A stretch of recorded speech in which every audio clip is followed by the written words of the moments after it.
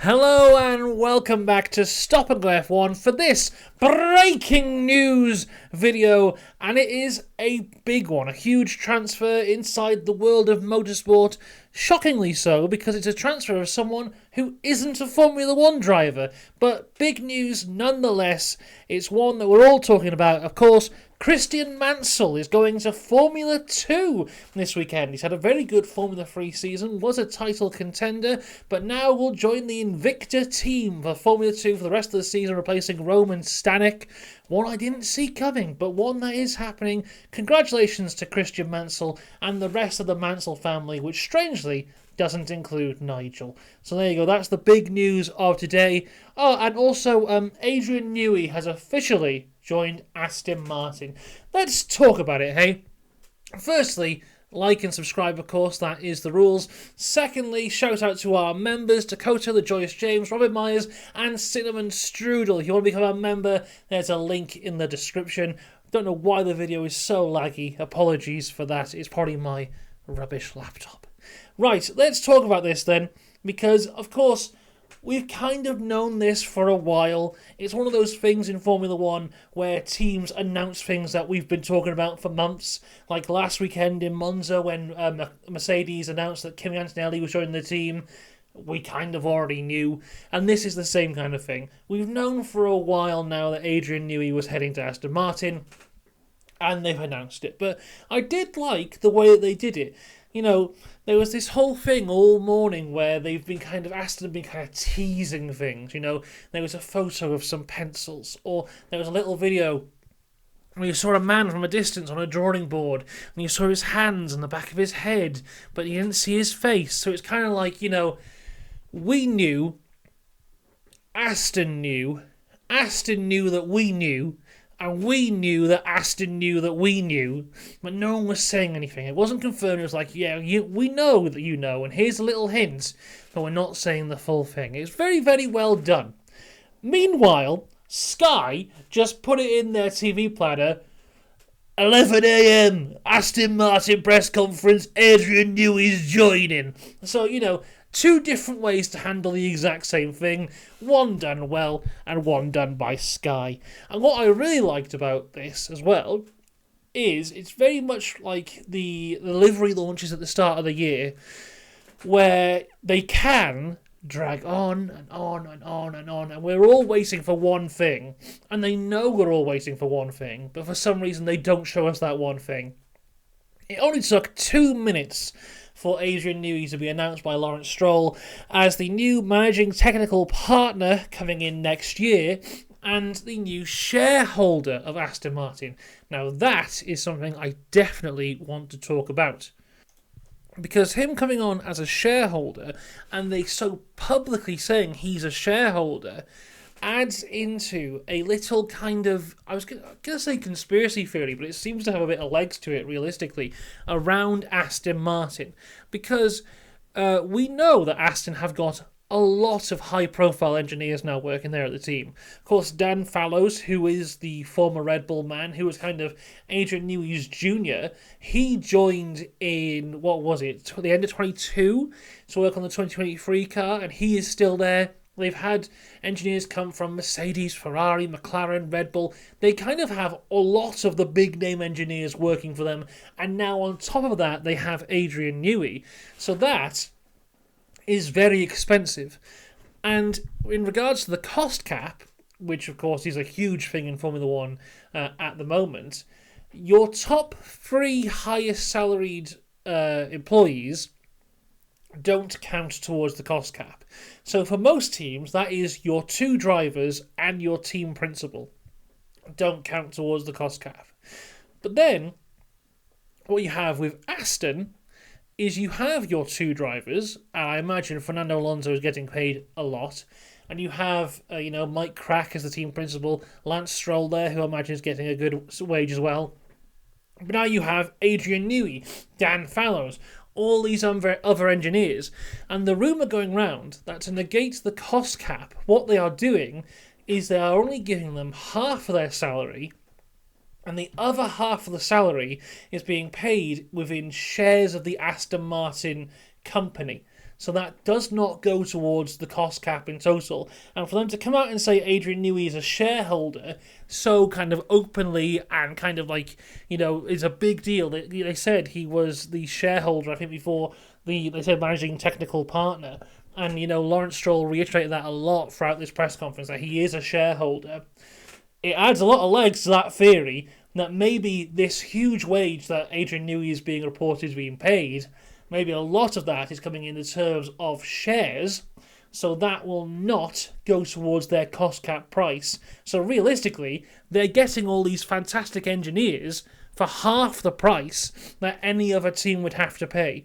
It's a fantastic loophole that they found here, if this is what they're doing. A loophole that Adrian Newey himself will be very proud of, but that is something I'm sure that will be looked into by other teams at this point. And speaking of the salary, now of course they haven't come out and said what Adrian Newey's salary is, but it's rumoured to be around about the £20 to £30 million a year range. Which, for the greatest F1 car designer, of all time, I think is relatively reasonable. But the thing that makes it even more interesting is if you compare that to what the Formula 1 drivers are getting paid, I think it's only Hamilton and Verstappen who are getting paid more. Maybe Alonso is around that area as well. But it makes Adrian Newey a top 3 most paid person if he was in the drivers. So that shows how valued Adrian Newey is this team, and rightly so, because he is fantastic. Now, a few other things here to come from the press conference. Firstly, it looks like he is on board to look at 2026. And to me, it sounds like Aston have basically gone, okay, 2024 is going badly, abandon. And I think they're also going to abandon 2025. I think 2025 will be a tough year for Aston, because I think they are putting all of their focus on 2026, and rightfully so, because if you look at all the stuff they have now, in 2026, you have to say Aston are a title contender. They have Adrian Newey. They have Honda as an exclusive engine manufacturer. They have Fernando Alonso. Those 3 things alone should put you in contention for the title. That's what it did to Red Bull a couple of years ago, They had Adrian Newey, they had Honda, and they had Max Verstappen. And they came in on the new, I've forgotten the word entirely. Oh my god. Regulations. They came in on the new regulations and instantly dominated. And we're coming to see possibly the end of that domination now, but it's given Max Verstappen 3, maybe 4 world titles. And Aston Martin could do the exact same thing coming into 2026. New engine regulations, new aero regulations. They have Honda, they have Adrian Newey, they have a world-class driver in the terms of Fernando Alonso. Why can they not dominate from here? They can certainly do it. So I think Aston Martin are going to make and have made the complete correct decision of abandoning 2025. They're not going to be scoring 0 points. I think they'll be relatively where they are now for next year. But everyone in Aston will be walking around with a smile on their face, because despite having bad races, they'll go, you just wait. This time next year we'll be winning everything. And they're right to feel that way. Also an interesting thing to come out of the press conference is Adrian Newey and Lawrence Stroll are gym buddies, apparently. They go to the gym together at races. But apparently the races like in Asia and stuff, they go to the gym in the night and Adrian's on a bike and Lawrence is on a treadmill. Sounds wonderful. But yeah, this is huge for Aston Martin. Of course, Adrian Newey has a relationship with Honda from his time at Red Bull as well, so they work well together. Dan Fallows will be there. They work well together. I think, this is fantastic news for Aston Martin for 2026. Of course, that is still a long way away, but this is huge and definitely puts them in title contention. The real question is what happens to Red Bull, because as I said, we are seeing them kind of falling off at this point here. They are the 3rd or 4th fastest car on the grid currently. We have no idea what that means for them in terms of 2025. And if you look at the teams that Adrian leaves, I mean, when he left Williams, the last car he designed for Williams was the 97 car, which Villeneuve won the title with. They've never won a title again.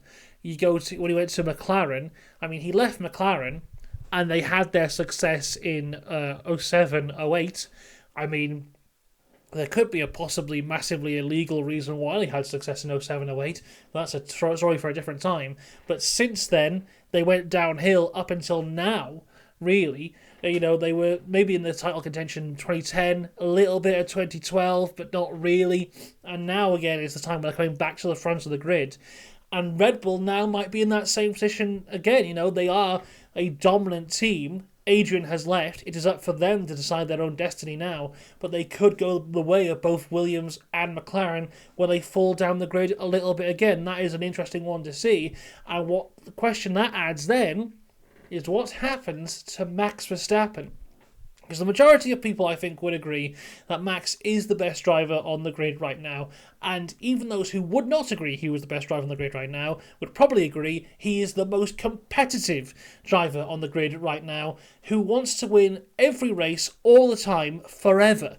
So if he is given consistent Red Bull cars that are not giving him chances for championships, and he sees this shiny little Aston in the corner, with that Adrian Newey, our designer who he loves so much, and the Honda engine, the engine that he loves so much, and then Big Papa Stroll comes along with his big mighty checkbook.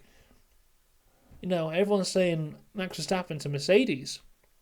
How about Max Verstappen to Aston Martin? That could be a story we see play out in the next few years.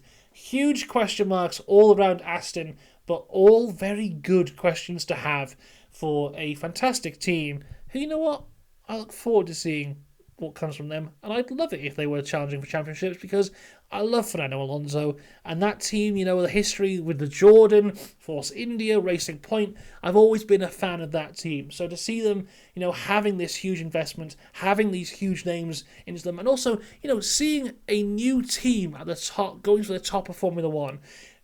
Every championship since 2010 has been won by Mercedes or Red Bull. And the only ones who challenge them are Ferrari and McLaren, two of the most successful teams in F1 history. It's about time we saw a different new constructor coming towards the top of Formula 1, and that looks like it's going to be Aston Martin. It's a fun one to look out for. Let me know what you think of all of this in the comments down below.